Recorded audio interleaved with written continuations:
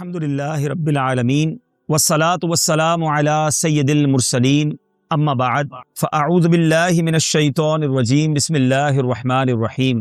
پڑھیے الصلاة والسلام علیک یا رسول اللہ وعلی آلک واصحابک یا حبیب اللہ، الصلاة والسلام علیک یا نبی اللہ وعلی آلک واصحابک یا نور اللہ۔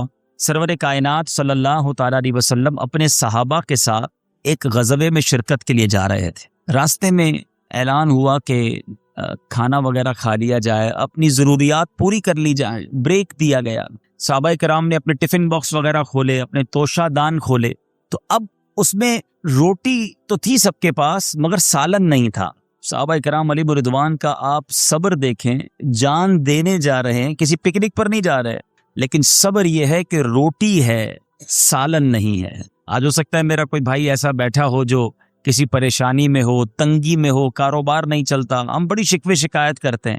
وہ نبی پاک علیہ الصلوۃ والسلام کے ساتھ ہی تھے مگر اس تھوڑے پر بھی راضی تھے۔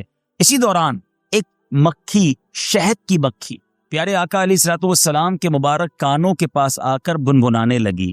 آپ کو بھی ایکسپیرینس ہوا ہوگا کہ جب شہد کی مکھی جو ہے وہ کانوں کے قریب آ کر آواز اس کی عجیب سی محسوس ہوتی ہے۔ تو پیارے آقا علیہ الصلوۃ والسلام کے پاس جب شہد کی مکھی نے آ کر اس طرح بنبنایا تو صحابی رسول عرض کرتے ہیں، عقیدہ دیکھیں صحابی کا، کہ یا رسول اللہ صلی اللہ تعالیٰ علیہ وسلم، یہ شہد کی مکھی آپ سے کیا عرض کر رہی ہے، یہ کیا بات کر رہی ہے؟ گویا صحابی کا یہ عقیدہ ہے کہ نبی پاک سب کی بولیاں جانتے ہیں۔ اب کیا ہوا؟ پیارے آقا علیہ الصلوۃ والسلام نے فرمایا کہ یہ مجھ سے کہہ رہی ہے کہ یا رسول اللہ صلی اللہ تعالیٰ علیہ وسلم، آپ کے صحابہ ہمارے قریب آئے ہیں اور ہمارے اندر یہ بے چینی پائی جا رہی ہے کہ صحابہ کے پاس روٹی تو ہے مگر شہد سالن نہیں ہے۔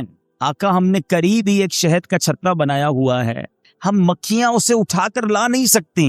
آپ ایسا کیجئے، کسی صحابی کو ساتھ بھیج دیجئے، وہ صحابی ساتھ چلیں اور وہ شہد کا چھترا لے آئیں تاکہ آپ کے صحابہ روٹی کے ساتھ شہد کھا لیں۔ میرے آقا علیہ الصلوۃ والسلام نے مولا علی کرم اللہ تعالی وجہ الکریم کو بھیجا کہ اے علی ساتھ جاؤ۔ مولا علی ساتھ گئے، شہد کا چھترا لے آئے، صحابہ اب روٹی سے شہد کھانے لگے۔ وہی مکھی یا کوئی اور مکھی سرکار علیہ الصلوۃ والسلام کے کانوں کے پاس پھر بنبنانے لگی۔ صحابی رسول عرض کرتے ہیں، یا رسول اللہ صلی اللہ تعالیٰ علیہ وسلم، اب کیا کہہ رہی ہے؟ نبی پاک فرماتے ہیں، اب میں نے اس سے ایک سوال کیا ہے، یہ اس کا جواب دے رہی ہے۔ گویا پہلے تو سمجھ رہے تھے، اب میرے آقا بول بھی رہے ہیں اور مکھی وہ بھی سمجھ رہی ہے۔ نبی پاک نے سوال کیا اس سے کہ بتاؤ شہد بناتی کیسے ہو؟ وہ شہد کی مکھی عرض کرتی، یا رسول اللہ صلی اللہ تعالیٰ علیہ وسلم، ہم پھولوں کا رس چوستی ہیں، جنگل و بیابان میں جاتی ہیں اور پھولوں کا رس لے کر آتی ہیں اور شہد بناتی ہیں۔ پیارے آقا علیہ الصلوۃ والسلام نے سوال کیا کہ پھولوں کا رس تو کڑوا بھی ہوتا ہے، پھیکا بھی ہوتا ہے۔ آپ کو بھی اندازہ ہوا ہوگا، کبھی گلاب کی پتی کھا لیں تو ٹھیک ہے، کھائی جاتی ہے، موتیا کی پتی کھائیں تو نہیں کھائی جاتی، چنبیلی کا پھول کھائیں تو نہیں کھایا جاتا، بہت کڑوا ہوتا ہے۔ پیارے آقا علیہ الصلوۃ والسلام نے فرمایا کہ پھولوں کا رس تو کڑوا بھی ہوتا ہے، پھیکا بھی ہوتا ہے، میٹھا بھی ہوتا ہے، یہ سب شہد کیسے بن جاتا ہے؟ حدیث کا خلاصہ ہے، اس واقعے کا خلاصہ عرض کر رہا ہوں۔ مکھی عرض کرتی، یا رسول اللہ صلی اللہ تعالیٰ علیہ وسلم، جب ہم جنگل و بیابان میں جاتے ہیں پھولوں کا رس تو چوستے ہیں، مگر جب ہم رس چوس کر واپس آتے ہیں، ہمارے اس پورے قافلے میں ہمارا ایک امیر ہوتا ہے، یا رسول اللہ صلی اللہ تعالیٰ علیہ وسلم، وہ آپ کی ذات پر درود پڑھنے لگ جاتا ہے، اور اس کی دیکھا دیکھی ہم ساری مکھیاں، پورا قافلہ جو ہے وہ آپ صلی اللہ تعالیٰ علیہ وسلم پر درود پڑھتا ہے۔ اے میرے آقا، کوئی اور کمال نہیں ہے، یہ آپ پر درود پڑھنے کی برکت ہے کہ پھولوں کا پھیکا کڑوا رس جو ہے وہ شہد جیسے میٹھے رس میں تبدیل ہو جاتا ہے۔ اچھا، اس واقعے کے بعد علماء بڑی پیاری تفسیر لکھتے ہیں۔ اس پورے خوبصورت واقعے کو نقل کرنے کے بعد علماء لکھتے ہیں کہ جب پھولوں کا کڑوا رس، پھیکا رس شہد جیسا میٹھا بن سکتا ہے درود پاک کی برکت سے، تو وہ مسلمان جس کی زندگی میں گناہوں کی کڑواہٹ ہو، بدعمالیوں کی پھیکاوٹ ہو، اور وہ چاہتا ہے کہ اس کی زندگی میں نیکیوں کی مٹھاس آ جائے، تو وہ اپنی زندگی میں درود پاک کو شامل کر لے، انشاءاللہ برکت درود سے اس کی زندگی جو ہے وہ شہد جیسی میٹھی بن جائے گی۔ تو اگر آپ بھی چاہتے ہیں اپنی زندگی میں نیکیوں کی مٹھاس لانا، اپنی طبیعت میں تراوٹ لانا، تو درود پاک پڑھنا اپنا معمول بنائیے۔ آئیے محبت کے ساتھ باآواز بلند درود پاک پڑھ لیجئے، صلو علی الحبیب صلی اللہ تعالی علی محمد۔ میٹھے میٹھے اسلامی بھائیوں، سیدنا حمزہ رضی اللہ تعالیٰ عنہ سیدنا حمزہ رضی اللہ تعالیٰ عنہ اور سیدنا عباس رضی اللہ تعالیٰ عنہ، مگر نبی پاک علیہ الصلوۃ والسلام کو جو محبت، جو لگاؤ، جو جس کو کہنا اٹیچمنٹ سیدنا حمزہ رضی اللہ تعالیٰ عنہ سے ہے، وہ کمال ہے۔ سیدنا حمزہ رضی اللہ تعالیٰ عنہ مسلمان کیسے ہوئے، یہ واقعہ بھی محبت رسول کی ایک شاندار تصویر ہے۔ اعلان نبوت کے 6 سال حضرت حمزہ اور حضرت عمر رضی اللہ تعالیٰ عنہ، جب یہ دو ایمان لائے نا، یہ ہسٹوریکل واقعات ہیں۔ ان دو ہستیوں کے ایمان لانے سے مسلمانوں کو جو تقویت ملی، جو جذبہ ملا، جو یوں سمجھیے عروج ملا، وہاں سے بات جو ہے وہ تبدیل ہونا شروع ہو گئی۔ اس سے پہلے بہت خوف کی فضا تھی، بڑا ڈر تھا، بڑا مسلمانوں کو ستایا جاتا تھا، مگر سیدنا حمزہ رضی اللہ تعالیٰ عنہ اور پھر سیدنا عمر فاروق رضی اللہ تعالیٰ عنہ یہ کچھ ہی عرصے میں ایمان لائے۔ سیدنا حمزہ رضی اللہ تعالیٰ عنہ کے ایمان لانے کے 3 دن کے بعد فاروق اعظم رضی اللہ تعالیٰ عنہ بھی ایمان لے آئے۔ سیدنا حمزہ کیسے ایمان لائے؟ اب سیدنا حمزہ رضی اللہ تعالیٰ عنہ یہ پیارے آقا سے صرف 2-3 سال عمر میں زیادہ تھے، اور انہوں نے بھی حضرت سویبہ کا دودھ پیا تھا، اس لیے نبی پاک علیہ الصلوۃ والسلام کے رضائی بھائی بھی تھے۔ حضرت حمزہ رضی اللہ تعالیٰ عنہ بڑے طاقتور، بڑے شجاعت والے، شکار کے شوقین بھی تھے۔ روزانہ صبح سویرے تیر کمان لے کر نکل جاتے اور شام کو شکار کر کے واپس آتے، خانہ کعبہ کا طواف بھی کرتے۔ یاد رہے کہ پہلے جو ایمان والے نہیں تھے نا، وہ بھی خانہ کعبہ کا طواف کرتے تھے، ٹھیک ہے نا۔ سیدنا حمزہ رضی اللہ تعالیٰ عنہ طواف بھی کرتے، قریش کے سرداروں کی مجلس میں کچھ دیر بیٹھا کرتے تھے۔ ایک دن اسی طرح آپ شکار کر کے واپس لوٹے تو ابن جدعان کی لونڈی اور خود ان کی بہن حضرت بی بی صفیہ رضی اللہ تعالیٰ عنہ نے ان کو بتایا کہ آج ابو جہل نے کس طرح تمہارے بھتیجے، اس دن حضرت سرکار علیہ الصلوۃ والسلام کے ساتھ ابو جہل نے بڑی بدتمیزی کی تھی، بے ادبی کی تھی۔ تو آپ تھے تو چچا، جب آپ کو پتا چلا کہ آپ کے بھتیجے کے ساتھ ابو جہل نے آج بڑی بدتمیزی کی ہے، بڑی بے ادبی کی ہے، بڑی گستاخی کی، تو یہ ماجرا سن کر آپ کا خون کھولنے لگا۔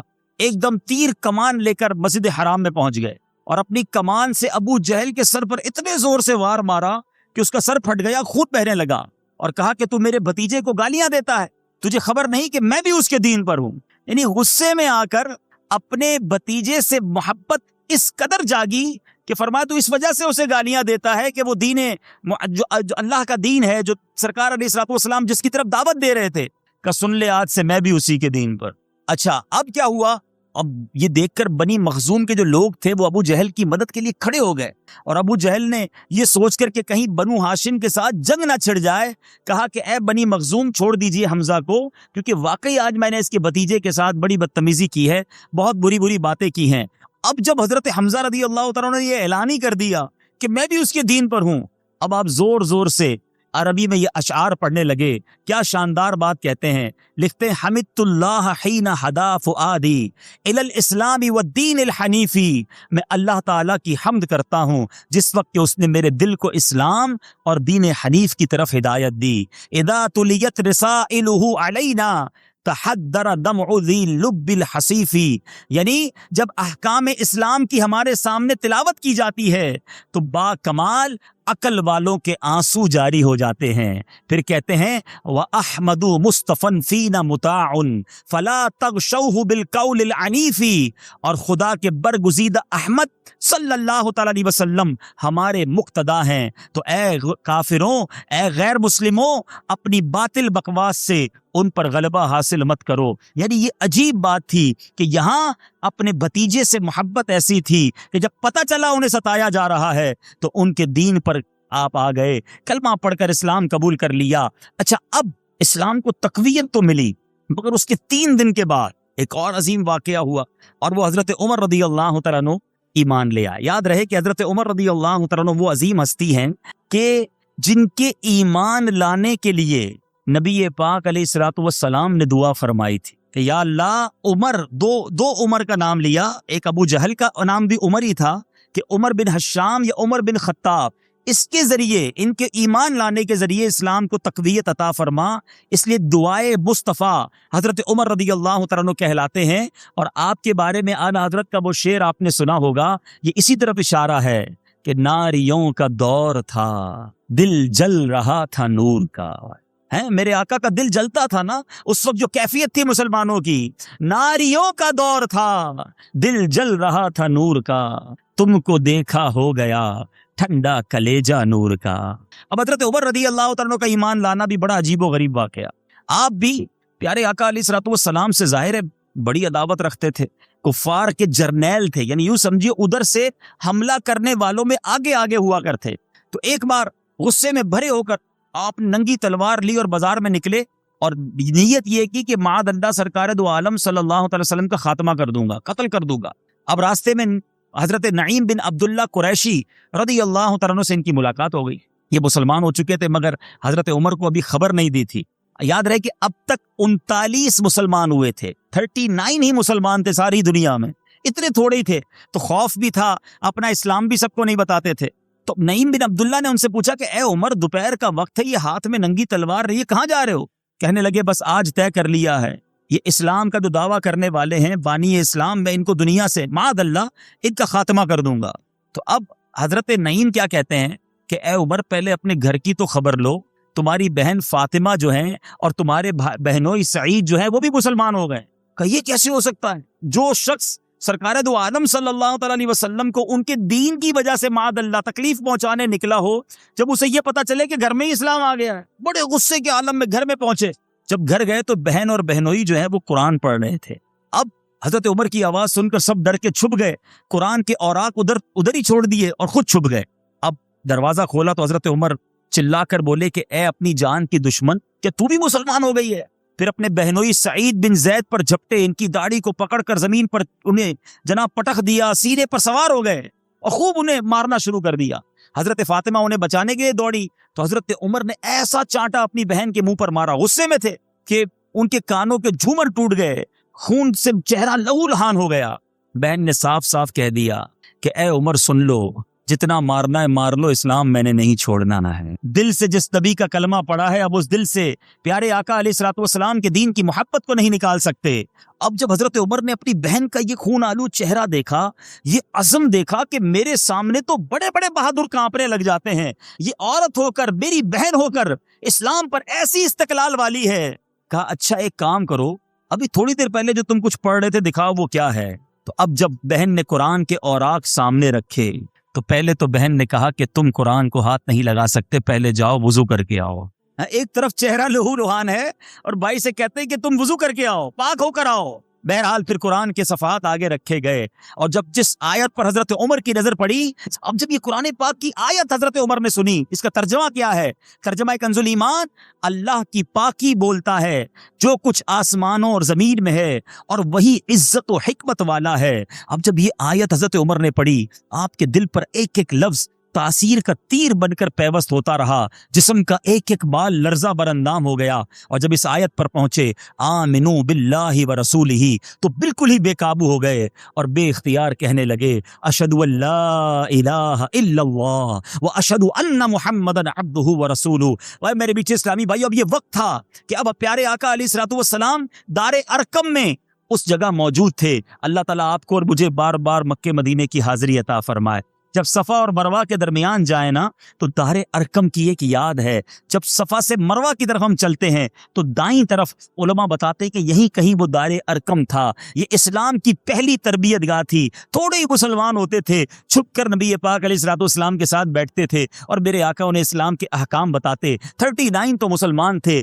بہرحال اب حضرت عمر رضی اللہ تعالیٰ نے ادھر ایمان لے آئے، پتہ کسی کو نہیں ہے، پھر دوبارہ نبی پاک کو تلاش کرنے جا رہے ہیں۔ کمال دیکھو ایمان کا، تھوڑی دیر پہلے جان لینے کو نکلے تھے، کلمہ پڑھ کر نبی پاک کی غلامی اختیار کر لی، اب نبی پاک پر جان نچھاور کرنے کو چل رہے ہیں۔ یہ ریولوشن، یہ انقلاب دنیا میں کہیں آپ نہیں بتا سکتے۔ دیکھیں دنیا میں اگر آپ کہیں نکلے، آپ کا کوئی دشمن ہے یا آپ سے کوئی ناراض ہے، لڑنے آ گیا، بڑا غصے میں ہے، کہیں ایسا بھی ہوا ہوگا کہ کسی نے سوچ کر آیا ہوگا اب چھوڑوں گا نہیں، لیکن جب سامنے آ کر اگر کوئی شریف آدمی کو دیکھ لیتا ہے یا بندہ اسے راضی کر لیتا ہے تو کم از کم کیا ہوتا ہے کہ وہ بندہ کہتا ہے چلو یار آیا تو بڑے غصے میں تھا، اب معاف کیا تم کو۔ یہ تو ہو سکتا ہے، یہ پاسبل ہے، یہ بھی کمال ہے اگر کسی کے ساتھ ہو جائے، مگر دنیا میں آپ کوئی ایسی مثال نہیں دکھا سکتے کہ جس کو کوئی قتل کرنے آئے، جان لینے آئے، مگر اس چہرہ زیبا کو دیکھے تو جان دینے والا بن جائے۔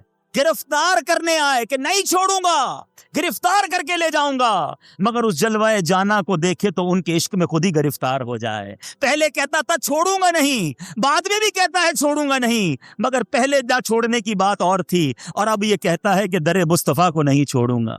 ऐसे बहुत सारे वाकयात हैं। प्यारे आका अलैहिस्सलातु वस्सलाम एक बार जब हिजरत मदीना की तरफ जा रहे थे, बात कहीं और निकल जाएगी, हिजरत मदीना की तरफ जा रहे थे तो सरकार दो आलम सल्लल्लाहु तआला अलैहि वसल्लम के बारे में चूंकि ऐलान था, हजरत अबू बकर सिद्दीक रदी अल्लाह तआला अन्हु और नबी पाक को गिरफ्तार करना था, बड़े बड़े ऊंट और बड़े बड़े इनाम ऐलान हो गए थे।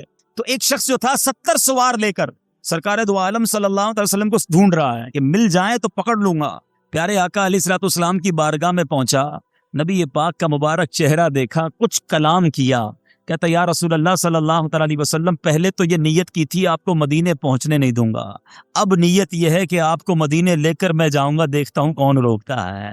लुक एट द रेवोल्यूशन, ये इनकलाब फकत सरकार दो आलम सल्लल्लाहु अलैहि वसल्लम के साथ आपको मिलेगा कि अब हजरत उमर रदी अल्लाह तआला तलाश कर रहे हैं, पहले भी तलाश कर रहे थे, अब मकसद कुछ और है, मगर सहाबा को पता नहीं है, नंगी तलवार वही हाथ में है। दारे अरकम पर पहुंच गए, दरवाजा बंद पाया, कुंडी बजाई जाती है, अंदर से लोगों ने दरवाजे की झिरी में से देखा, खौफ का आलम था, काफिर वैसे ही तलाश करते रहते थे। जब देखा कि उमर खड़े हैं, हाथ में तलवार भी है, अंदर आकर सैयदना हमजा रदी अल्लाह तआला अन्हु, ये भी बड़े बहादुर थे, इनको आकर बताया कि उमर आए हैं मगर हाथ में तलवार भी लाए हैं। अल्लाह अकबर, वो तारीखी अल्फाज हजरत हमजा रदी अल्लाह तआला ने फरमाया दरवाजा खोल दो, अगर नेक नियति के साथ आया है तो खैर मकदम किया जाएगा, वरना इसी तलवार से इसकी गर्दन उड़ा दी जाएगी। हजरत उमर रदी अल्लाह तआला ने अंदर कदम रखा, प्यारे आका अलैहिस्सलातु वस्सलाम खुद आगे बढ़कर हजरत उमर का बाजू पकड़कर फरमाते हैं, ए खत्ताब के बेटे तू मुसलमान हो जा, आखिर कब तक मुझसे लड़ता रहेगा।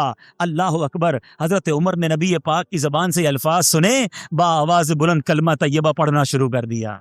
किताबों में लिखा है, तारीख की किताबों में लिखा है कि हजरत उमर रदी अल्लाह तआला अन्हु के ईमान लाने पर इस मुसलमान जितने खुश हुए, ऐसी खुशी कम देखने को मिली। मक्के के पहाड़ नारे तकबीर अल्लाह अकबर की फजाओं से गूंज उठे।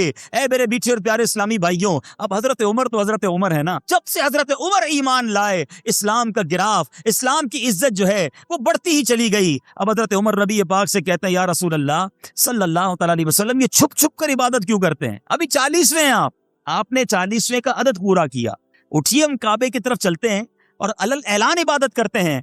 खुदा की कसम, मैं कुफर की हालत में जिन जिन मजलिसों में बैठकर इस्लाम की मुखालिफत करता रहा हूं, अब उन तमाम मजालिस में जाकर अपने इस्लाम का ऐलान करूंगा। अब नबी पाक अलैहिस्सलातु वस्सलाम अब दारे अरकम से निकले, क्या मंजर होगा, है क्या शानदार मंजर होगा। अब पहली बार in the history of Islam बाआवाज़े बुलंद बबांगे दोहल ऐलानिया मुसलमान निकले हैं काबे की तरफ इबादत करने को। पहले डर डर की इबादतें हो रही थी, 2 सफ़े हैं, उन 2 सफ़ों को लीड कौन कर रहे थे? सुभान अल्लाह, एक सफ़ के आगे हजरत हमजा चल रहे हैं और दूसरी सफ़ के साथ हजरत उमर चल रहे हैं। अल्लाह, इस शान से मस्जिदुल हराम में दाखिल हुए और हजरत उमर रदी अल्लाह तआला अन्हु हजरत हमजा इस सफ़ को लेकर आगे बढ़े, अलल ऐलान नमाज अदा की और हरम काबा में मुशरिकीन के सामने हजरत उमर ने अपने इस्लाम का ऐलान किया कि मैंने इस्लाम कबूल कर लिया है। लोग हजरत उमर को मारने के लिए दौड़े, बड़ा हंगामा बरपा हो गया। इतने में हजरत उमर का मामू अबू जहल आ गया, उसने पूछा कि क्या हंगामा है? लोगों ने बताया कि हजरत ये उमर भी इस्लाम ले आए हैं, अब इसलिए हम बरहम होकर जो है वो इस पर हमला कर रहे हैं। बहरहाल मेरे बीच इस्लामी भाइयों, हजरत उमर रदी अल्लाह तआला अन्हु कमाल शख्सियत, आप फरमाते हैं इस्लाम लाने के बाद मैं हमेशा कुफ्फार को मारता रहा और उनकी मार खाता रहा, यहाँ तक कि अल्लाह ताला ने इस्लाम को गालिब फरमा दिया। बहरहाल चूंकि आज मौजू हमारे सैयदुल शुहदा सैयदना हमजा रदी अल्लाह तआला अन्हु और शुहदाए उहद रिज़वानुल्लाह तआला मजमईन हैं, लेकिन हजरत उमर रदी अल्लाह तआला अन्हु और हजरत हमजा रदी अल्लाह तआला अन्हु, इन दोनों के ईमान लाने से इस्लाम को बड़ी तकवीयत और बड़ा उरूज मिला। इससे हमें एक मदनी फूल मिलता है कि हमें भी उन शख्सियात को दीन के करीब लाना चाहिए, उन लोगों को दीन के करीब लाना चाहिए जिनका जनाब माशरे में इन्फ्लुएंस होता है, असर होता है। जब साहिब इज्जत, साहिब सरवत और इस तरह माशरे में असर रखने वाले लोग इस्लाम लाते हैं या मुसलमान होते हुए दीन के करीब आते हैं तो उनकी बरकतें जाहिर होती हैं और उसकी वजह से इस्लाम को और दीन के कामों को तकवीयत मिलती है। बहरहाल मेरे बीच इस्लामी भाइयों, ग़ज़वा उहद की बात करनी है, लेकिन यहाँ तारीख की कुछ अहम बातें भी बताता चलूं। ग़ज़वा और सरिया, इसमें फ़र्क होता है। ساری جو جنگیں ہوئی اسلام میں سارے غزوات نہیں ہیں. غزوہ کس کو کہتے ہیں اور سریہ کس کو کہتے ہیں یہ پتہ ہونا چاہیے. وہ جنگی لشکر جس کے ساتھ نبی پاک علیہ الصلوۃ والسلام خود بھی تشریف لے گئے اس کو غزوہ کہتے ہیں. اور جس کو نبی پاک علیہ الصلوۃ والسلام جن ٹولیوں میں جن لشکروں میں خود شامل نہیں ہوئے اسے روانہ فرمایا اسے سریہ کہتے ہیں. اور پیار امام کتنے غزوات ہوئے اور کتنے سریہ ہوئے یہ بھی پتہ ہونا چاہیے. تاریخ کی اہم معلومات ہے. آج بہت ساری ٹیموں کے بہت سارے اسپورٹس مین کے ریکارڈ پتہ ہوتے ہیں لیکن ہمیں اسلام کی تاریخ کے بارے میں بہت کم پتہ ہوتا ہے. تو حضرت امام بخاری نے حضرت زید بن ارقم صحابی رضی اللہ تعالیٰ عنہ سے جو روایت تحریر کی ہے اس میں غزوات کی کل تعداد 19 بیان کی ہے. اور ان میں سے جن 9 غزوات میں جنگ بھی ہوئی وہ یہ ہے. نمبر 1 جنگ بدر، نمبر 2 غزوہ احد، نمبر 3 جنگ احزاب، پھر جنگ بنو قریظہ یا بنو قریظہ، غزوہ بنو المصطلق، غزوہ خیبر، فتح مکہ، جنگ حنین اور غزوہ طائف. یہ 9 وہ ہیں جس میں باقاعدہ جنگ بھی ہوئی. سرایا یعنی جن لشکروں میں پیارے آقا علیہ الصلوۃ والسلام تشریف نہیں لے گئے ان کی تعداد بعض مورخین کے نزدیک 47 ہے 47 اور بعض کے نزدیک 56 ہے. اب ایک عجیب بات جو لوگوں کو شاید نہیں پتا کہ حضرت حمزہ رضی اللہ تعالیٰ عنہ سید الشہداء ان کا بہت گہرا تعلق تو احد شریف سے ہے مگر اسلام کا سب سے پہلا سریہ سب سے پہلا وہ لشکر جو میرے آقا نے روانہ کیا وہ سریہ حمزہ ہے اور نبی پاک علیہ الصلوۃ والسلام نے اس کا سپہ سالار سیدنا حمزہ رضی اللہ تعالیٰ عنہ کو بنایا تھا. اچھا یہ ایک چھوٹا سا لشکر تھا کفار کے مقابلے کے لیے روانہ فرمایا. اس کا نام سریہ حمزہ ہے. نبی پاک علیہ الصلوۃ والسلام نے اپنے چچا حضرت حمزہ بن عبد المطلب کو اس کا سفید جھنڈا عطا کیا اور اس جھنڈے کے نیچے صرف 30 مہاجرین تھے اور اس کو جس لشکر سے مقابلہ کرنا تھا وہ 300 کی تعداد میں تھے اور اس کا سپہ سالار بھی ابو جہل تھا. حضرت حمزہ سیف البحر تک پہنچے اور دونوں طرف سے جناب تیاری بھی ہو گئی تھی لڑائی کی لیکن ایک شخص تھا مجدی بن عمر جہنی جس نے دونوں فریق کے جناب حلیف کا کام کیا اور بیچ میں پڑھ کر لڑائی موقوف کر دی. جنگ تو نہ ہوئی لیکن اس کی سپہ سالاری جو تھی وہ سیدنا حمزہ رضی اللہ تعالیٰ عنہ کو ملی. بہرحال اب آتے ہیں احد شریف. سبحان اللہ. ویسے ہی احد شریف کی کیا بات ہے کہ یہ ہجرت کا 3را سال تھا. ابھی مدینہ شریف مسلمان پہنچے تھے گویا سکون کا سانس لیا تھا. پہلے غزوہ بدر ہو گیا اور اب جناب غزوہ احد ہو گیا. اچھا احد کیوں کہا جاتا ہے؟ احد ایک پہاڑ کا نام ہے مدینہ منورہ سے 3 میل کے فاصلے پر ہے اور چونکہ یہ واقعہ احد پہاڑ کے دامن میں ہی ہوا اس لیے اس کو غزوہ احد کہتے ہیں.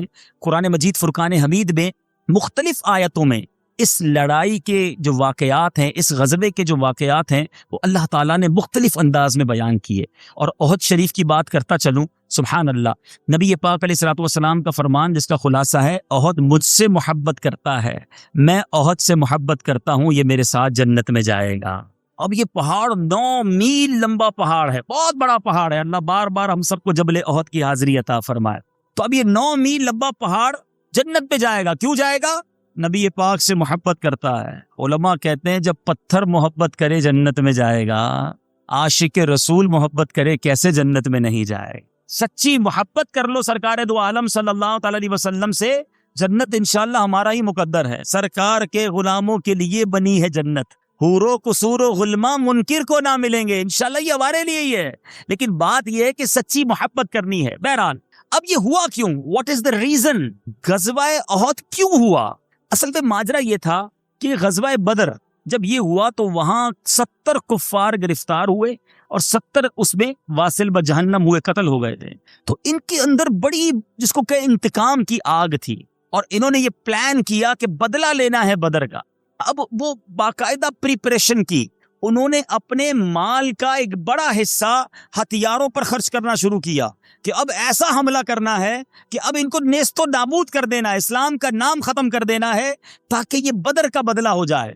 اب باقاعدہ اشعار کے ذریعے عرب کے لوگ جو ہے نا یہ شعروں کے ایسے ماہر تھے کہ یہ اشعار کے ذریعے گویا جنگ کے لیے تیار کرتے تھے. تو شعر پڑے جاتے شہروں میں جا کے تاکہ لوگوں کی انتقام کی آگ بھڑکے. خوب مال خرچ کیا خوب لشکر بنایا اور اب جناب وہاں کی عورتوں نے یہ پلان کیا کہ عورتوں نے قسم کھائی کہ اپنے رشتہ داروں کے قاتلوں کا خون پی کر دم لیں گی. یعنی عورتوں کے اندر بھی اتنا انتقام تھا کیونکہ نبی پاک علیہ الصلوۃ والسلام کے چچا حضرت حمزہ رضی اللہ تعالیٰ عنہ نے ہند کے باپ اتبا اور جبیر بن مطعم کے چچا کو جنگ بدر میں قتل کیا تھا، اس بنا پر ہند نے، ایک عورت تھی، اس نے وحشی کو جو جبیر بن مطعم کا غلام تھا حضرت حمزہ کے قتل پر آمادہ کیا، اور یہ وعدہ کیا کہ اگر اس نے حضرت حمزہ رضی اللہ تعالیٰ عنہ کو قتل کر دیا تو اس کارگزاری کے صلے میں اسے آزاد کر دیا جائے گا۔ اب یہ پلاننگ ہو گئی، اب تیاری کر کے مدینہ منورہ کی طرف یہ بڑھ گئے۔ ادھر مدینے میں کسی کو پتہ ہی نہیں تھا، آج کا دور تو ہے نہیں میڈیا کا کہ جناب فلاں ملک میں کچھ ہوا تو بریکنگ نیوز چل گئی۔ اب ادھر سے یہ مکہ پاک سے روانہ ہو گئے، پتہ بھی نہیں کہ اتنی تیاری ہو رہی ہے۔ اب وہاں کیا ہوا، مدینہ منورہ حضرت جو عباس تھے، پیارے آقا کے ایک اور چچا جو ہیں، وہ بھی مسلمان ہو تو چکے تھے لیکن خفیہ رکھا تھا انہوں نے اپنا ایمان۔ انہوں نے مکے میں رہتے ہوئے خط لکھ دیا سرکار دو عالم صلی اللہ تعالی علیہ وسلم کو کہ کفار قریش تو بڑی تیاری کر رہے ہیں اور یہ مکے مدینے پر چڑھائی کے لیے نکل رہے ہیں۔ اب یہ خط جو ہے پیارے آقا علیہ الصلوۃ والسلام تک پہنچ گیا۔ میرے آقا علیہ الصلوۃ والسلام نے کچھ صحابہ کو بھیجا کہ جاؤ کہ سن گن لو، تو انہوں نے آ کر بتایا کہ یہ لشکر تو مدینہ منورہ کے قریب پہنچ چکا ہے اور بڑی زبردست تیاری کے ساتھ پہنچ گیا ہے۔ اب ذرا غور کیجئے، ایک طرف 1 سال سے تیاری ہے حملہ کرنے کی اور دوسری طرف پتہ ہی بعد میں چل رہا ہے۔ 14 شوال تھا، سن 3 ہجری، جمعے کی رات، حضرت سعد بن معاذ اور حضرت اسید بن حفیر اور حضرت سعد بن عبادہ رضی اللہ تعالیٰ عنہم چند ہتھیاروں کے ساتھ پیارے آقا علیہ الصلوۃ والسلام کے مبارک گھر کا وہ جناب محاصرہ کیا۔ انہوں نے مطلب حفاظت کے لیے وہ پھیرا دیتے رہے کہ کہیں مدینہ منورہ میں حملہ نہ کر دیں۔ اب نبی پاک علیہ الصلوۃ والسلام نے صحابہ کرام سے مدنی مشورہ کیا۔ میرے آقا علیہ الصلوۃ والسلام نے فرمایا کہ اب یہ بتاؤ کہ مدینے میں رہ کر لڑنا ہے یا مدینے سے باہر جا کر، مدینہ منورہ سے باہر جا کر ان کو انٹرپٹ کرنا ہے۔ اکثر صحابہ کرام علیہم الرضوان جو تھے ان کا کہنا یہ تھا کہ مدینہ منورہ ہی میں رہا جائے۔ منافقوں کا جو سردار تھا عبداللہ بن امی، وہ بھی اس مجلس میں موجود تھا، وہ بھی کہتا جناب مدینہ شریف میں ہی رہیں۔ لیکن میٹھے اسلامی بھائیوں، کچھ نوجوان تھے جو کہتے تھے، جو جنگ بدر میں شریک نہیں ہوئے تھے، ان کو بڑا جوش تھا، کہا نہیں ایک ہی بار ان سے مقابلہ کرنا ہے اور مدینہ منورہ سے باہر نکل کر فائنل جس کو کہیں جناب اب لڑائی لڑنی ہے۔ تو میرے آقا علیہ الصلوۃ والسلام اپنے کمرے میں تشریف لے گئے۔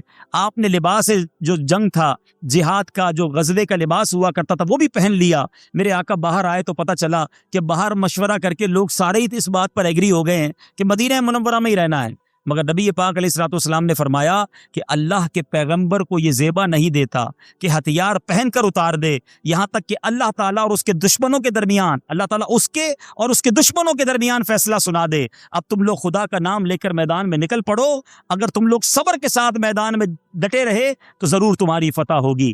اب جناب سارے لوگ تیار ہو رہے ہیں۔ پیارے آقا علیہ الصلوۃ والسلام نے صحابہ کرام علیہ رضوان کو تیار کیا۔ 1000 کا لشکر تھا، یہ پتہ ہونا چاہیے۔ دیکھیں فگرز اس لیے بتاتا جا رہا ہوں کہ غزوہ احد کا نام تو بڑا سنا ہے، مگر یہ معلوم ہونا چاہیے کہ مقابلہ کن سے تھا۔ 1000 کا لشکر تھا لیکن وہاں سامنے 3000 کا لشکر تھا۔ اب یہودی جو تھے مدینے کے قریب رہنے والے، وہ بھی آئے کہ ہم آپ کا ساتھ دینا چاہتے ہیں۔ نبی پاک علیہ الصلوۃ والسلام نے فرمایا کہ ہم مشرکوں کے مقابلے میں مشرکوں کی مدد نہیں لیتے۔ انہیں واپس لوٹا دیا۔ عبداللہ بن ابی منافقوں کا سردار تھا، اس کو ویسے ہی کوئی بہانہ چاہیے تھا، اس نے کہا میرا مشورہ نہیں مانا گیا، مدینہ شریف کے اندر رہ کر لڑنا تھا اس لیے میں بھی جا رہا ہوں۔ 300 کا لشکر لے کر وہ بھی چلا گیا۔ اب 1000 میں سے 700 رہ گئے، مسلمان 700 تھے، سامنے کا لشکر 3000 جس میں 700 ذرہ پوش جوان، 200 گھوڑے، 3000 اونٹ اور 15 عورتیں تھیں۔ اور مسلمان جناب ان کے پاس 700 لوگ تھے، لیکن جذبہ کیا تھا؟ اب ذرا جذبے کی بات دیکھیے۔ اب بچوں کو نبی پاک علیہ الصلوۃ والسلام نے حکم فرمایا کہ جو چھوٹی عمر کے ہیں انہیں واپس بھیج دیا جائے۔ حضرت رافع بن خدیج رضی اللہ تعالیٰ عنہ، یعنی اسلامی تاریخ کا یہ میرے بچے بیٹھے ہیں یہاں پر، نوجوان بیٹھے ہیں، یہ پتہ ہونا چاہیے کہ اسلامی تاریخ کا وہ غزوہ جس کو سنہرے حروف سے لکھا جائے، قربانی کی جو داستانیں احد کے میدان میں رقم کی گئی ہیں وہ دنیا میں کہیں آپ کو نظر نہیں آئیں گی۔ حضرت رافع بن خدیج کہتے ہیں میرے آقا نے ان سے فرمایا تم بہت چھوٹے، واپس چلے جاؤ۔ تو وہ اپنے انگوٹھوں کے بل کھڑے ہو گئے کہ میرا قد اونچا ہے۔ جب ان کا قد ناپا گیا تو وہ جو اسکیل تھا اس میں وہ آ گئے، اس لیے ان کو لے لیا گیا۔ اب حضرت سمورہ، یہ بھی کم عمر نوجوان تھے، ان کو واپس کیا گیا۔ تو کہتے جب رافع کو لیا ہے تو مجھے بھی لے لیں، ہماری کشتی کرا دیں، میں رافع کو گرا دوں گا۔ دونوں کا مقابلہ کروایا گیا۔ اب جب مقابلہ کروایا تو انہوں نے حضرت رافع کو پچھاڑ دیا۔ اب جب پچھاڑ دیا تو اس لیے یہ بھی سلیکٹ ہو گئے.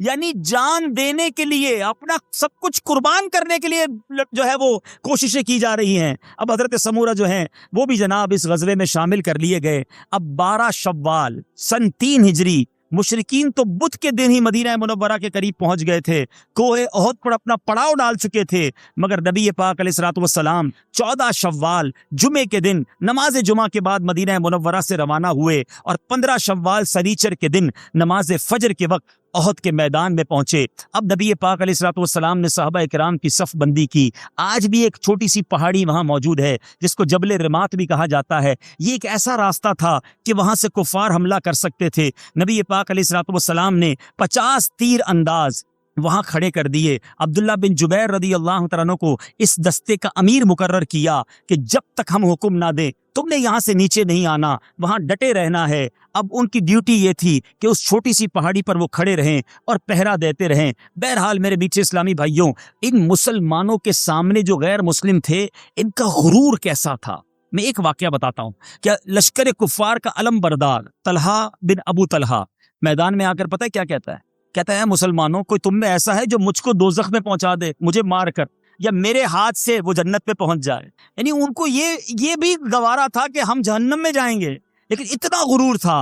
اس گمنڈ سے بھرا ہوا کلام جب شیر خدا مولا علی کرم اللہ تعالی وجہ الکریم نے سنا تو فرمایا ہاں میں ہوں. یہ کہہ کر فاتح خیبر ذوالفقار کے ایک ہی وار میں اس کا سر پھاڑ کر رکھ دیا. وہ زمین پر تڑپنے لگا. شیر خدا اپنا منہ پھیر کر چلے گئے. کسی نے کہا آپ نے اس کو قتل کیوں نہیں کیا، اسے جہنم میں کیوں نہیں بھیجا، آپ واپس کیوں آ گئے؟ فرمایا جب اس کے سر پر وار کیا اس کی شرمگاہ کھل گئی. اب یہ مجھ سے منت کرنے لگا تو مجھے شرم آئی، اس لیے میں نے اسے قتل نہیں کیا. بہرحال میرے بیچ اسلامی بھائیوں، حضرت حمزہ رضی اللہ تعالیٰ عنہ بھی ایک جو طلحہ کا جو اس کے بعد اس کا بھائی عثمان بن ابو طلحہ آگے آیا، اور اب جناب جب وہ لڑنے کے لیے آیا حضرت حمزہ آگے نکلے. اس کے شانے پر ایسا بھرپور ہاتھ مارا کہ تلوار ریڑھ کی ہڈی کو کاٹتی ہوئی کمر تک پہنچ گئی. اور آپ نے کیا شاندار نعرہ غزوہ احد میں لگایا. فرماتے انا ابن ساق الحجیج، میں حاجیوں کے سیراب کرنے والے عبد المطلب کا بیٹا ہوں. بہرحال اب 1 to 1 لڑائی شروع ہو گئی، گمسان کا رن پڑا.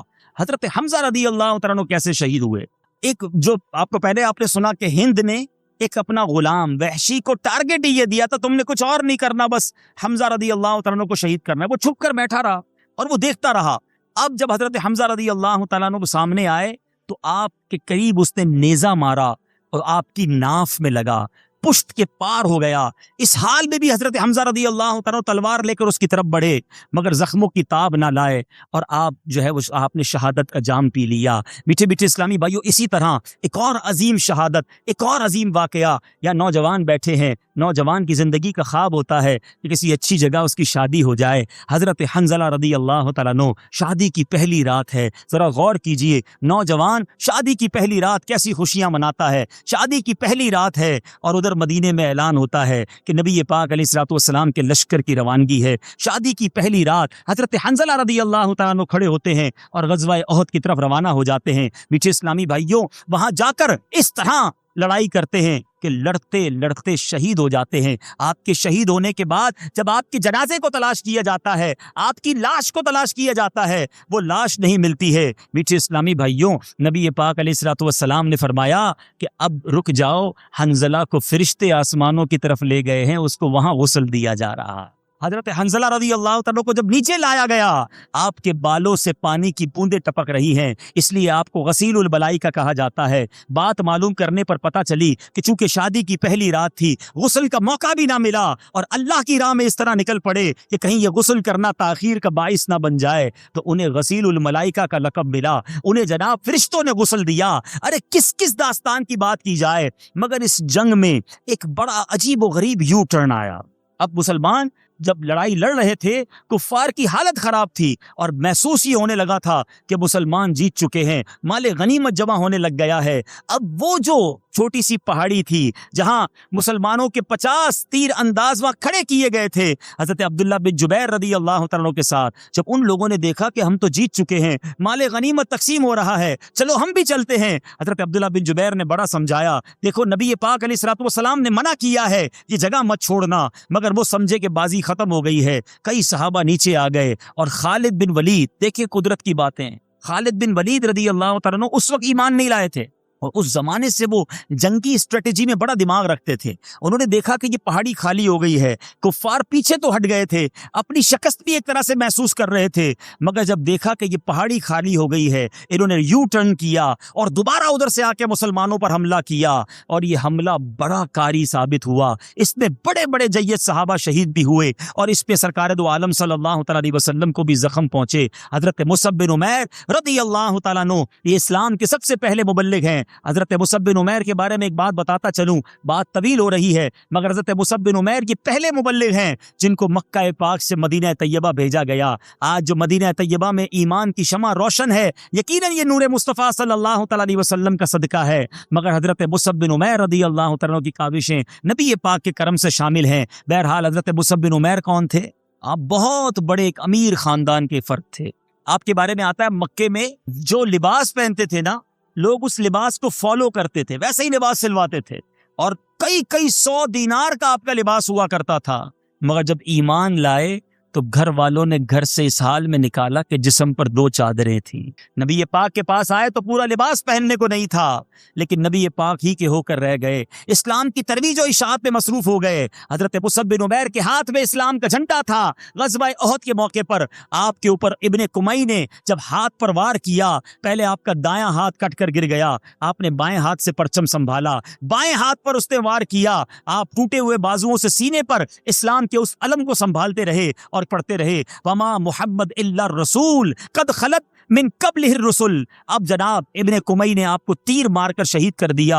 اب حضرت مصعب بن عمیر تو شہید ہو گئے، لیکن آپ کی جو شکل مبارک تھی نا، وہ نبی پاک علیہ الصلوۃ والسلام سے کچھ نہ کچھ ملتی تھی، تو لوگ یہ سمجھے کہ نبی پاک علیہ الصلوۃ والسلام شہید ہو گئے۔ اب جب یہ نعرہ بلند ہوا کہ پیارے آقا شہید ہو گئے، تو صحابہ بہت زیادہ ڈسہارٹ ہو گئے، کچھ صحابہ بالکل ہمت ہار بیٹھے، کچھ صحابہ جناب پیچھے ہٹ گئے کہ اب لڑنے کا کیا فائدہ کہ جس کے لیے لڑ رہے ہیں وہی دنیا میں نہ رہے۔ بہرحال حضرت مولا علی کرم اللہ تعالی وجہ الکریم نے کمال کی بات کی کہ اے صحابہ کیوں نہیں لڑتے، میرے آقا علیہ الصلوۃ والسلام اگر دنیا میں نہیں بھی ہیں تو ہم یہاں رہ کر کیا کریں گے۔ اسی طرح حضرت انس بن نضر لڑتے لڑتے میدان جنگ میں آگے نکلے، اور وہاں جا کر دیکھا کہ کچھ مسلمانوں نے مایوس ہو کر ہتھیار پھینک دیے ہیں۔ حضرت انس بن نضر نے کہا کہ تم لوگ بیٹھے یا کیا کر رہے ہو؟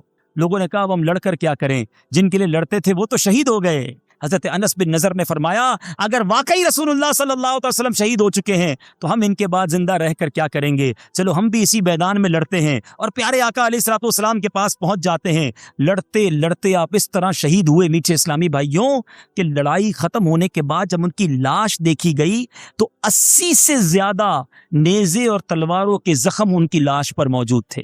کافروں نے ان کے بدن کو چھلنی بنا دیا تھا، ناک کان وغیرہ کاٹ کر صورت بگاڑ دی تھی، اور جب یہ تلاش کرنے پر چیک کیا گیا کہ لاش کس کی ہے تو کوئی نہیں پہچان سکا، فقط آپ کی بہن نے آپ کی انگلیوں کی وجہ سے آپ کو پہچانا۔ اس طرح صحابہ کرام علیہ رضوان نے قربانی دی ہے۔ بہرحال ایک صحابی نے دور سے نبی پاک علیہ الصلوۃ والسلام کو دیکھ لیا اور نعرہ لگایا کہ میرے آقا موجود ہیں۔ صحابہ میں پھر ہمت آئی۔ اب نبی پاک علیہ الصلوۃ والسلام پر جب کافروں نے دیکھا کہ یہ موجود ہیں، اب سارے کافر مل کر ٹوٹ پڑے۔ اب میرے بیچے اسلامی بھائیوں، نبی پاک علیہ الصلوۃ والسلام نے اعلان کیا کون ہے جو مجھ پر اپنی جان قربان کرتا ہے؟ اللہ غنی۔ صحابہ کرام نے گویا نبی پاک کو اپنے جرمٹ میں لے لیا، اپنے جسم پر تیر سہتے رہے۔ حضرت زیاد بن سکن نے 5 انصاریوں کو لے کر نبی پاک کے گرد ایک حالہ بنایا، ایک ایک کر کے سب نے جانیں فدا کر دی۔ حضرت زیاد کا آخری وقت تھا، زخموں سے چور چور تھے، ایک اشارہ کیا، نبی پاک علیہ الصلوۃ والسلام کے قدموں کی طرف گھسٹتے ہوئے جاتے ہیں۔ میرے آقا علیہ الصلوۃ والسلام فرماتے ہیں اے زیاد کوئی آخری تمنا ہے تو بیان کرو۔ اللہ غنی۔ حضرت زیاد رضی اللہ عنہ کہتے ہیں رضیت باللہ ربا وبالاسلام دینا وبمحمد نبیا فزت برب الکعبہ۔ میں آج اعلان کرتا ہوں کہ میں اللہ کے رب ہونے پر، دین اسلام کے حق ہونے پر، نبی پاک علیہ الصلوۃ والسلام کے نبی ہونے پر میں ایمان لاتا ہوں، میں راضی ہوں، اور رب کعبہ کی قسم میں کامیاب ہو گیا۔ یہ نعرہ لگاتے ہوئے نبی پاک کے قدموں میں قربان ہو گئے۔ اے میرے میٹھے اسلامی بھائیوں، کس کس داستان کی بات کی جائے۔ اسی گمسان کی لڑائی میں ایک صحابی جو تھے کھڑے ہو کے کھجور کھا رہے تھے، پیارے آقا علیہ الصلوۃ والسلام سے عرض کرتے ہیں یا رسول اللہ اگر میں اس وقت شہید ہو جاؤں تو میرا ٹھکانہ کیا ہوگا؟ پیارے آقا فرماتے تیرا ٹھکانہ جنت ہوگا۔ یہ بشارت سنی، اپنی کھجوریں رکھی، تلوار اٹھائی اور جنگل میں کس گمسان کی لڑائی میں گھس گئے اور شہید ہو گئے۔ میرے بیٹے اسلامی بھائیوں، نبی پاک علیہ الصلوۃ والسلام پر قربانی کیسی کیسی دی گئی۔ حضرت عمر بن جموع انصاری رضی اللہ تعالیٰ کے بارے میں آتا ہے، آپ لنگڑاتے تھے، آپ کا پیر میں لنگ تھا۔ مدینہ منورہ سے جب نکلے تو اپنے گھر میں دعا کی، یا اللہ واپس مجھے گھر نہ آنے دینا، اپنے اہل و عیال میں واپس نہ آنے دینا۔ اب جب غزوہ احد میں پہنچے، چونکہ آپ کے پیر میں لنگ تھا، آپ کو روک دیا گیا کہ آپ لڑائی نہیں لڑ سکتے۔ نبی پاک علیہ الصلوۃ والسلام کی بارگاہ میں آ کر عرض کرتے ہیں، یا رسول اللہ مجھے بھی اجازت دے دیں، میں بھی چاہتا ہوں لنگڑاتا لنگڑاتا میں بھی جنت میں داخل ہو جاؤں۔ نبی پاک نے انہیں بھی اجازت دے دی۔ آپ لڑتے لڑتے شہید ہو گئے۔ جب شہید ہو گئے تو آپ کی زوجہ نے، آپ کی بچوں کی امی نے آپ کی لاش کو اٹھایا، مدینہ منورہ کی طرف ڈال کر گھوڑے کو چلانا چاہا، اونٹ پر ڈال کر لے جانا چاہا، وہ اونٹ مدینے کی طرف ہی نہ جاتا تھا، بڑا دھکا دیا، اونٹ چلتا ہی نہیں تھا۔ نبی پاک نے پوچھا یہ گھر سے نکلے تھے، کوئی دعا تو نہیں کی تھی؟ کہا دعا یہ کی تھی کہ یا اللہ مجھے احد سے واپس نہ آنے دینا۔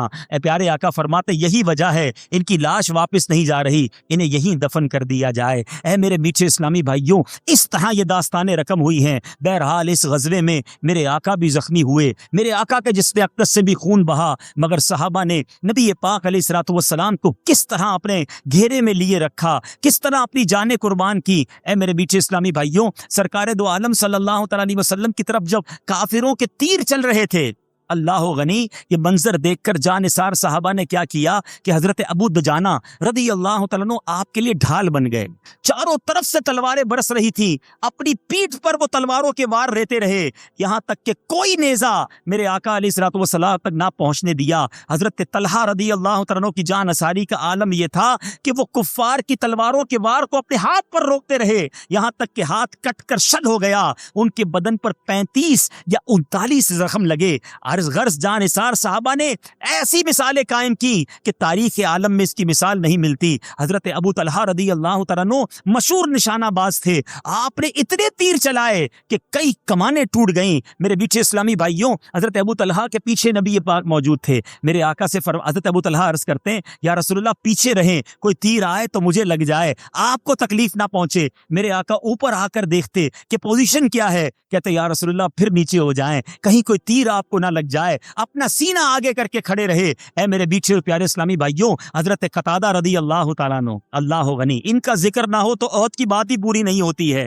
آپ نے کیا کیا؟ نبی پاک کے چہرے کو بچانے کے لیے اپنا چہرہ آگے کر دیا۔ اب ایک تیر آیا اور حضرت قتادہ رضی اللہ عنہ کی آنکھ میں لگا، وہ آنکھ ہی باہر آ گئی۔ صحابہ کا عقیدہ دیکھو، آنکھ باہر نکلی، ڈاکٹر نہیں ڈھونڈتے، نبی پاک علیہ الصلوۃ والسلام سے عرض کرتے ہیں یا رسول اللہ آنکھ باہر آ گئی ہے۔ میرے آقا نے لعاب دہن لگایا، واپس وہ آنکھ واپس لگا دی، اور دعا کیا فرمائی؟ فرماتے یا اللہ قتادہ کی آنکھ بچا لے جس نے تیرے رسول کے چہرے کو بچایا ہے۔ مشہور یہ ہے کہ حضرت قتادہ رضی اللہ عنہ کی وہ آنکھ جو تھی، جو باہر آ کر واپس لگی ہے، وہ پہلی آنکھ سے زیادہ روشن اور خوبصورت ہو گئی۔ کس داستان کی بات کی جائے، حضرت سعد بن ابی وقاص، آئے ہائے ہائے، ان کی قسمت پر ہماری جانیں قربان، بڑے کمال کے تیر انداز تھے، بڑی جلدی تیر چلا رہے تھے، نبی پاک تیر دیتے جاتے۔ دیکھو صحابہ سے ایک جملہ تو آپ نے سنا ہوگا کہ یا رسول اللہ ہمارے ماں باپ آپ پر قربان ہیں، سنا ہے نا؟ حضرت سعد بن ابی وقاص کی قسمت دیکھو، میرے آقا تیر دیتے جاتے، فرماتے سعد تیر چلاؤ، میرے ماں باپ تجھ پر قربان۔ اللہ غنی، کیا صحابہ نے قسمت پائی۔ بہرحال بیٹھے اور پیارے اسلامی بھائیوں، یہ سارا جبر جاری تھا، مگر زبان مصطفیٰ پر کیا جاری تھا؟ میرے آقا فرما رہے تھے، اس وقت بھی یہ دعا جاری تھی۔ میرے آقا خود بھی زخموں سے چور چور ہیں۔ رب اغفر قومی فإنہم لا یعلمون، اے اللہ میری قوم کو بخش دے، وہ مجھے نہیں جانتے۔ میٹھے میٹھے اسلامی بھائیوں، بہرحال ایک طرف تو یہ سب ہو رہا تھا، دوسری طرف جب حضرت حمزہ رضی اللہ تعالیٰ عنہ سید الشہداء، کیونکہ ہند نے یہ نیت کی تھی کہ حضرت حمزہ رضی اللہ تعالیٰ عنہ کے جگر کو چبائے گی، تو اس نے کیا کیا؟ بدلہ لینے کے لیے صحابہ کرام علیہ رضوان کی لاشوں کے کئی ٹکڑے کیے گئے اور کان ناک وغیرہ کاٹ کر چہرے بگاڑ دیے گئے صحابہ کرام کے۔ ابو سفیان کی بیوی ہند نے بے دردی کا مظاہرہ کرتے ہوئے ان کے اعضاء کا ہار بنا کر گلے میں ڈالا، اور ہند نے حضرت حمزہ رضی اللہ تعالیٰ کی مقدس لاش کو جناب جگر نکال کر اب چبانے کی کوشش کی مگر وہ کھا تو نہ سکی، لیکن اسے اسی لیے ہند جگر خوار کہا جاتا ہے۔ لیکن میٹھے اسلامی بھائیوں، یہ بھی یاد رہے کہ ابو سفیان اور ہند نے جب فتح مکہ ہوا سن 8 ہجری میں تو اس دن اسلام قبول کر لیا۔ اور اسلام کیسا عظیم مذہب ہے کہ اب ہمیں یہ کہا جاتا ہے کہ ہند کے بارے میں، ابو سفیان کے بارے میں کچھ برا نہ کہا جائے، کیونکہ یہ ایمان لے آئے اور ایمان لانے کے بعد یہ صحابی کے مرتبے تک پہنچ گئے ہیں۔ نبی پاک علیہ الصلوۃ والسلام نے بھی انہیں معاف فرما دیا۔ جب یہ ایمان لائے نا تو نبی پاک علیہ الصلوۃ والسلام نے معاف تو فرما دیا مگر پھر بھی بدلہ نہ لیا، پھر بھی معاف کر دیا۔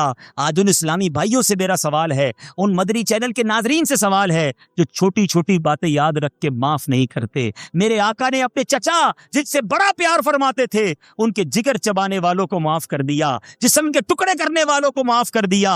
آج ہم چھوٹی چھوٹی باتیں یاد کر کے کہتے ہیں میں معاف نہیں کروں گا، میں ملاقات نہیں کروں گا، ارے میں نہیں چھوڑوں گا۔ نہیں میرے میٹھے اسلامی بھائیوں، سلام اس پر کہ جس نے گالیاں سن کر دعائیں دیں، سلام اس پر کہ جس نے خون کے پیاسوں کو کبائیں دیں۔ ارے میرے آقا معاف کرتے چلے گئے اور آج آقا کے غلام کہلانے والے معاف کرنے کے لیے تیار نہیں ہیں۔ نہیں میرے میٹھے اسلامی بھائیوں، جہاں غزوہ احد جو ہے ہمیں بہت ساری باتیں سکھا رہا ہے کہ صحابہ کرام نے کچھ نہ دیکھا، نبی پاک پر اپنا سب کچھ قربان کر دیا۔ آج ہم چھوٹی سی قربانی دینے کے لیے تیار نہیں ہوتے، آج ہم سے راہ خدا میں مال خرچ نہیں ہوتا، اللہ کی راہ میں ہم سے اپنا وقت خرچ نہیں ہوتا۔ آج چھوٹی سی قربانی کی باری آئے تو ہم کہتے ہیں نہیں جناب میرے پاس تو وقت نہیں ہے، میں یہ ٹائم نہیں دے سکتا، میں یہ قربانی نہیں دے سکتا۔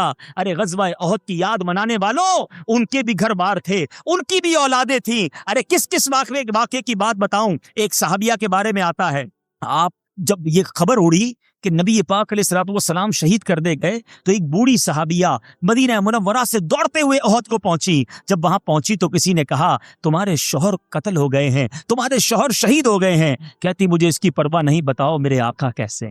اور آگے گئی، کسی نے کہا تمہارے والد بھی شہید ہو گئے، کہا مجھے اس کی پرواہ نہیں، بتاؤ میرے آقا کیسے ہیں؟ اور آگے جاتی ہے، کسی نے کہا تمہارے بھائی بھی شہید ہو گئے، کہتی مجھے اس کی بھی پرواہ نہیں ہے، مجھے یہ بتاؤ میرے آقا کیسے ہیں، بس مجھے نبی پاک کو دیکھنا ہے۔ جب لوگوں نے بتایا کہ نبی پاک زندہ سلامت ہیں، خیریت سے ہیں، کہتی نہیں نہیں، مجھے آقا کا دیدار کروا دو۔ جس کا باپ مر گیا ہو، جس کے شوہر کا انتقال ہو گیا ہو، جس کے بھائی کا انتقال ہو گیا ہو، پرواہ نہیں ہے، نبی پاک کو دیکھنا ہے۔ جب سرکار علیہ الصلوۃ والسلام کو دیکھتی ہے، کہتی یا رسول اللہ کل مصیبت بعدک جلل، آقا آپ سلامت ہیں، اب کسی غم کا کوئی فکر نہیں ہے۔ شاعر لکھتا ہے نا، میں بھی اور باپ بھی، شوہر بھی، برادر بھی فدا، اے شہیدیں تیرے ہوتے ہوئے کیا چیز ہے ہم۔ یا رسول اللہ آپ سلامت ہیں، اب خیر ہے۔ اے میرے میٹھے اسلامی بھائیوں، اس طرح کی قربانیاں صحابہ کرام اور صحابیات نے میرے میٹھے اسلامی بھائیوں غزوہ احد میں دی ہیں۔ ایک بڑی عجیب و غریب دعا مانگی گئی تھی غزوہ احد سے ایک رات پہلے۔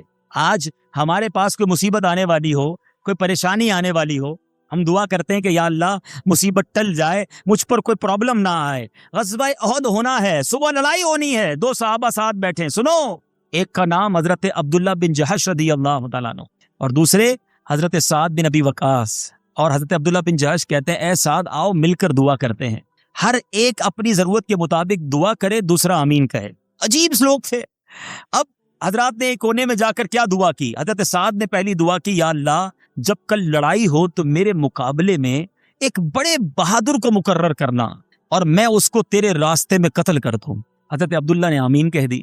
اب حضرت عبداللہ نے کیا دعا کی؟ سنو، کہتے ہیں اے اللہ کل میدان جہاد میں میرا ایک بڑے بہادر سے مقابلہ ہو اور سخت حملہ کرنے والا ہو، میں بھی شدت سے حملہ کروں، وہ بھی مجھ پر زور سے حملہ کرے، میں بہتوں کو قتل کروں مگر اس کے بعد میں بھی شہید ہو جاؤں، اور شہید ہونے کے بعد کافر جو ہے نا میرے ناک کان کاٹ لیں، پھر قیامت کے دن پہ تیرے حضور پیش ہوں تو فرمائے عبداللہ تیرے ناک کان کیوں کاٹے گئے؟ تو یا اللہ میں تجھے جواب دوں کہ یا اللہ تیرے اور تیرے رسول کے راستے میں کاٹے گئے ہیں، اور تو کہے سچ ہے میرے ہی راستے میں کاٹے گئے۔ حضرت سعد نے ان کی دعا پر آمین کہی۔ یہ کیسے لوگ تھے؟ اے میرے میٹھے اسلامی بھائیوں، دونوں کی دعا قبول ہوئی۔ حضرت سعد رضی اللہ تعالیٰ عنہ نے کافروں کے بڑے بڑے سورماؤں کو قتل کیا، اور عبداللہ بن جہش لڑتے لڑتے شہید بھی ہوئے اور آپ کے اعضا بھی کاٹ لیے گئے۔ اور مجھے اللہ کی رحمت سے امید ہے قیامت کے دن ایسے ہی ہوگا کہ رب فرمائے گا اے عبداللہ تمہارے چہرے کو کیا ہوا، تمہارے اعضا کدھر گئے؟ اور اس دن وہ اللہ کی بارگاہ میں عرض کریں گے کہ یا اللہ تیری راہ میں، تیرے رسول کی راہ میں کاٹے گئے، اور اللہ فرمائے گا اے عبداللہ سچ میں اسی راہ میں کاٹے گئے۔ یہ ہے صحابہ کرام، یہ ہیں ان کی قربانیاں۔ نبی پاک جبھی تو فرماتے ہیں اصحابی کن نجوم فبأیہم اقتدیتم اہتدیتم، میرے صحابہ ستاروں کی مانند ہیں، ان میں سے جن کی اقتدا کرو ہدایت پا جاؤ گے۔ ہم کیوں نہ صحابہ سے پیار کریں، ہم کیوں نہ اہل بیت سے پیار کریں؟ ارے انہوں نے سب کچھ نبی پاک پر قربان کیا، ہم باتیں کرتے ہیں، انہوں نے پروف کیا۔ پیارے آقا کی بخاری شریف کی حدیث پاک یاد رکھنا، نبی پاک فرماتے ہیں لا یؤمن احدکم حتی اکون احب الیہ من والدہ وولدہ والناس اجمعین، میرے آقا فرماتے تم میں سے اس وقت تک کوئی کامل مومن نہیں ہو سکتا جب تک میں اس کے نزدیک اس کے والد سے، اس کے اولاد سے، اس کے گھر بار سے، بلکہ تمام چیزوں سے زیادہ محبوب نہ ہو جاؤں۔ مگر آج سوچو ہم کیا نبی پاک سے واقعی اتنی محبت کرتے ہیں؟ ارے وہ تو صحابہ بچوں کو نہ دیکھتے تھے، بچے قربان کر دیتے تھے، ہم بچے کے لیے دین قربان کر دیتے ہیں کیا؟ ارے جناب بچے کی شادی ہے نا، خوشی میں تو سب کرنا پڑتا ہے۔ ارے اچھا خاصا نیک نمازی اس کے گھر میں فنکشن ہو رہا ہے، ارے حاجی صاحب کیا ہو گیا، کیا کر رہے ہو، آپ تو ایسے نہ تھے۔ بندہ کہتا ہے بچوں کی خوشی کے لیے کرنا پڑتا ہے۔ ایک طرف ادھر جانیں قربان ہو رہی ہیں، ادھر ہم سے اپنے ارمان قربان نہیں ہوتے ہیں، ادھر ہم سے اپنی خواہشیں قربان نہیں ہوتی۔ آج اچھا خاصا نبی پاک علیہ الصلوۃ والسلام کا غلام کہلانے والا جب موقع آتا ہے تو حرام کما لیتا ہے، جب موقع آتا ہے تو بدکاری کر لیتا ہے، جب چانس ملتا ہے تو جناب رشوت لین دین اور برائی کے کام کر لیتا ہے۔ کدھر جاتا ہے تمہارا عشق رسول؟ اے شہدائے احد کی یاد منانے والوں، میری اور آپ کی ملاقات ہونی ہے قیامت کے دن شہدائے احد سے۔ اس دن ہم کیا منہ دکھائیں گے؟ عبداللہ بن جحش رضی اللہ تعالیٰ عنہ سامنے آ گئے اور کہا کہ میں نے تو اپنی ناک اور کان کٹوا دیے اور تم داڑھی کاٹ کر اس کو ڈھنتی نالی میں بہاتے رہے۔ اگر میرے پیچھے اسلامی بھائیوں سید الشہداء سید الحفصہ سے ملاقات ہو گئی جن کا جگر چبایا گیا تھا، اگر وہ ہمارے سامنے آ گئے اور ہم سے سوال کیا کہ بتاؤ تم نے دین متین کے لیے کیا کیا، تو ہم یہ جواب دیں گے کہ ہم تو فجر کی نماز بھی قضا کر دیتے تھے، ہم تو جناب گھر میں فلمیں ڈرامے گانے باجے بجا کر خوشیاں مناتے تھے۔ ایک طرف صحابہ کی وہ جماعت ہے کہ نبی پاک کے سامنے کھڑے ہو جاتے اور اپنے جسم کو چھلنی کروا دیتے، اور آج ہم ہیں کہ نبی پاک کی سنتوں کا خون ہو رہا ہے، آج نبی پاک کے جناب پیارے آقا کے دین کا دنیا بھر میں مذاق اڑایا جا رہا ہے، ہمارے کاندھے پر ہمارے سروں پر جوں تک نہیں رینگتی، ہمیں کوئی فکر نہیں ہے۔ بندہ کہتا ہے یا شیخ اپنی اپنی دیکھ، بس پیسے کمانے ہیں، حرام سے آئیں کہ حلال سے آئیں، میں نے اپنا کام سیدھا کرنا ہے۔ میرے میٹھے اسلامی بھائیوں، یہ اسلام کی تعلیمات نہیں ہے۔ آؤ شہدائے احد کے وہ مزارات ہمیں پکار رہے ہیں کہ ہم بھی نبی پاک کے دین کی خدمت کے لیے کھڑے ہو جائیں، ہم بھی سنتوں کی خدمت کے لیے اپنا وقت دیں۔ ارے شہدائے احد رضوان اللہ تعالیٰ علیہ مجمعین سے میرے آقا کو پیار کتنا تھا۔ میٹھے اسلامی بھائیوں، میرے آقا احد شریف کے مزارات پر تشریف لے جایا کرتے۔ آپ کے بعد حضرت ابوبکر صدیق رضی اللہ تعالیٰ عنہ، حضرت عمر رضی اللہ تعالیٰ عنہ کو بھی یہی عمل رہا۔ اللہ اکبر۔ میرے آقا علیہ الصلوۃ والسلام شہدائے احد کے دربار میں جا کر ایک بار فرمایا یا اللہ تیرا رسول گواہ ہے کہ اس جماعت نے تیری رضا کی طلب پہ جان دی ہے۔ پھر یہ بھی ارشاد فرمایا کہ قیامت تک جو مسلمان ان شہیدوں کی قبروں پر زیارت کو آئے گا اور ان کو سلام کرے گا تو یہ شہدائے کرام اس کے سلام کا جواب دیں گے۔ اللہ مجھے اور آپ کو ان شہداء کی قبروں کی حاضری عطا فرمائے۔ اللہ تعالی ہمیں شہدائے احد سے سچی محبت عطا فرمائے۔ آخری بات کر دوں، یہ بھی پتا ہونا چاہیے کہ یہ کتنے تھے۔ میرے میٹھے اور پیارے اسلامی بھائیوں، شہدائے احد رضوان اللہ تعالی اجمعین 70 شہید ہوئے، جن میں سے 4 مہاجر، 66 انصار صحابہ تھے۔ 30 کی تعداد میں کفار بھی اس غزوے میں ذلت کے ساتھ قتل ہوئے۔ میٹھے اسلامی بھائیوں، لیکن سنو، مسلمانوں کی مفلسی کا عالم کیا تھا۔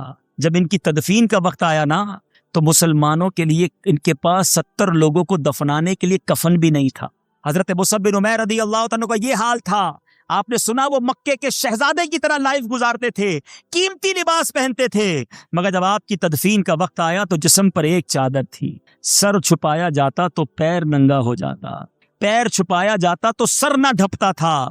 نبی پاک نے فرمایا کہ سر سے لے کر کپڑا ڈھانپ دو اور پیروں پر اسخر نامی گھاس ڈال دو۔ شہدائے کرام خون میں لتھڑے ہوئے 2 شہیدوں کو ایک ایک قبر میں دفن کیا گیا، جس کو قرآن زیادہ یاد ہوتا تھا اس کو آگے رکھتے تھے، اس طرح کر کے تدفین ہوئی۔